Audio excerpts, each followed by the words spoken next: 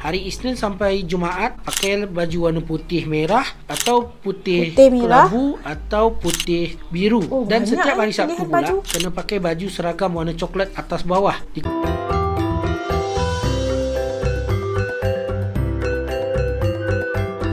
Ojo lali disubrek ya. Assalamualaikum semuanya, selamat kembali ke channel ini. Kepada kalian semua yang sentiasa bantu support dukung us jika channel ini jutaan terima kasih ucapkan. Okey, kepada kalian yang baru yang masih belum subscribe, ayolah bantu dengan tekan butang subscribe. Dan subscribe itu gratis aja geng. Okeylah, seperti biasanya us ingin mendoakan buat sesiapa saja yang menonton video us kali ini agar dilimpahi dengan rezeki yang luar biasa, tidak akan pernah putus-putusnya, diberikan kesabaran dan menghadapi apa juga ujian, diberikan kemakbulan di atas setiap doa serta impian kalian insya-Allah. Amin. Okeylah, hari ini Azhar react lagi satu video daripada channel ML Studio. Jangan lupa untuk bantu subscribe ya, tanda dukungan kita juga buat channel ini. Okey, kali ini kita ingin melihat sistem persekolahan di Indonesia. Okey, kita nak tahu sedikitlah kan as orang Malaysia, nak tahu macam mana agaknya sistem persekolahan di Indonesia. Okey, yuk ikut Azhar react. Yuk.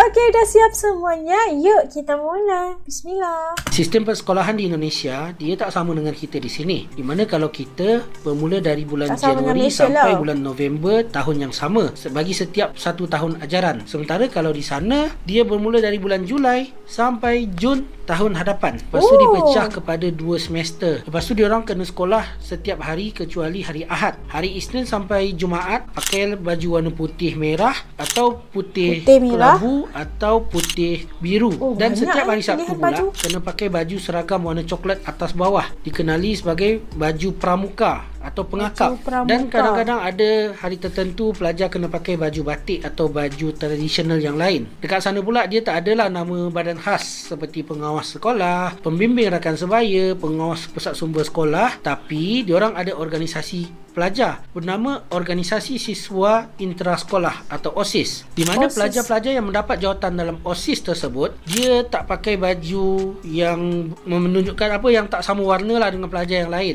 Kerajaan Indonesia dia mewajibkan pendidikan rendah yang dikenali sebagai pendidikan dasar 9 tahun dan disambung dengan pendidikan menengah selama 3 tahun. Jadi lebih kurang yang pendidikan dasar 9 tahun ni macam masuk darjah 1 sampai form 3 lah, macam tu. Bagi pendidikan dasar yang 9 tahun, dia dipecah dalam 6 tahun yang pertama dan 3 tahun yang kedua. 6 tahun yang pertama disebut sebagai sekolah dasar atau bagi sekolah agama pula dikenali sebagai madrasah ibtidaiyah. Sementara yang 3 tahun kedua dikenali sebagai sekolah menengah pertama atau dalam sekolah agama pula sebagai madrasah sanawiyah. Bagi pendidikan menengah yang 3 tahun tu pula dia dikenali sebagai sekolah menengah atas atau bagi aliran vocational dikenali sebagai sekolah menengah kejuruan. Dan untuk sekolah agama pula dia dikenali sebagai madrasah aliyah atau untuk vocational madrasah aliyah kejuruan. Bagi kita ada UPSR, PT3, SPM. Diorang menggunakan satu nama sahaja iaitu ujian nasional, di mana bagi pelajar yang sekolah rendah tu dia ambil ujian nasional hanya 3 subjek sahaja iaitu bahasa Indonesia, matematik dengan sains. Dan bagi sekolah menengah pertama diorang kena ambil bahasa Indonesia, matematik, sains dan bahasa Inggeris, 4 subjek. Dan untuk sekolah menengah atas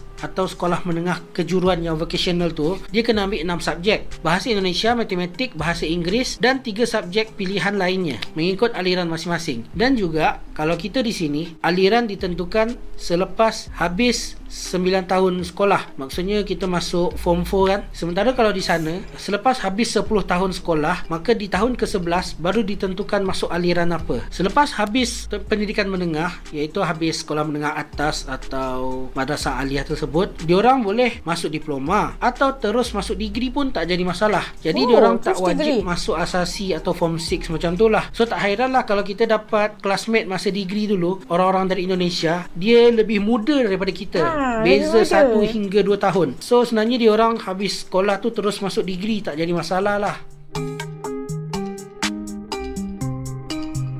So we go soft speaker.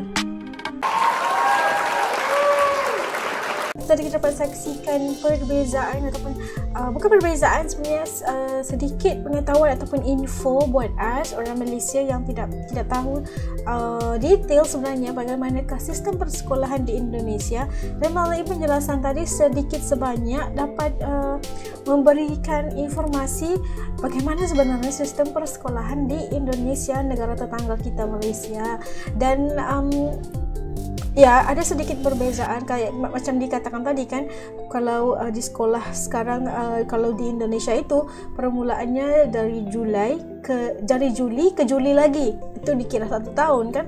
Kalau di Malaysia ini, kalau sebelum pandemik, sebelum ada PKP segala itu, dari Januari sampai Desember itu dikira 1 tahun.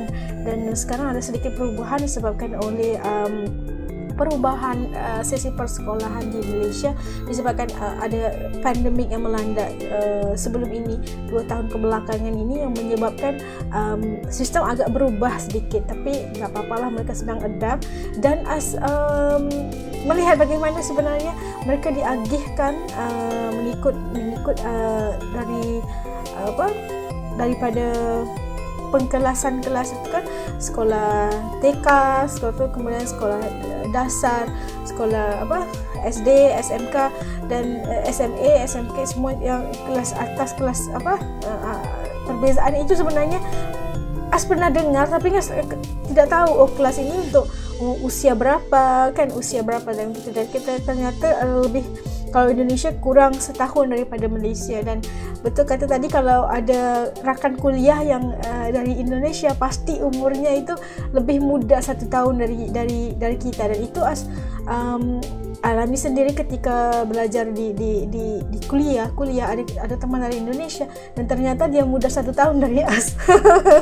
Dan sebenarnya sedikit sebanyak dapat kita mengetahui bagaimanakah sistem yang berada, sistem pendidikan atau sistem persekolahan di Indonesia ini memberikan kita, wah kayak gini ya. Sebenarnya kita hanya tahu lingkungan kita, dan apabila ada penjelasan atau video kayak gini memberikan kita lebih informasi tentang negara tetangga gitu. Dan suka sekali, dan bagaimana mereka menggunakan banyak juga seragamnya, seragam batik ada juga, seragam sekolah ada, seragam warna coklat juga, mengikut asal kurikulum, mengikut, kalau dekat sini baju kurikulum lah, maksud pakai baju pengakak, pakai baju pandu putri kayak gitu kan, ada hari-harinya kayak gitu. Dan itu agak sama. Dan as melihat juga perbezaan daripada subjek yang mereka ada.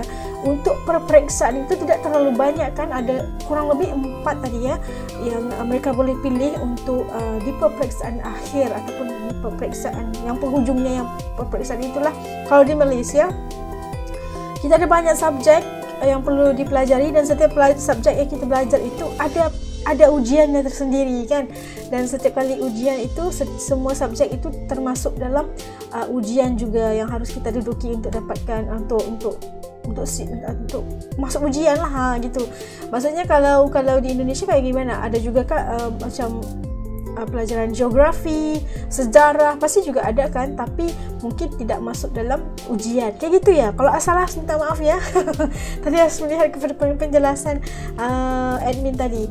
Okeylah, sampai ke sini dulu. Dan kalau salah ataupun kalian boleh membezakan atau berapa umur yang masuk SMA, SD dan sebagainya, itu berapa umurnya gitu kan.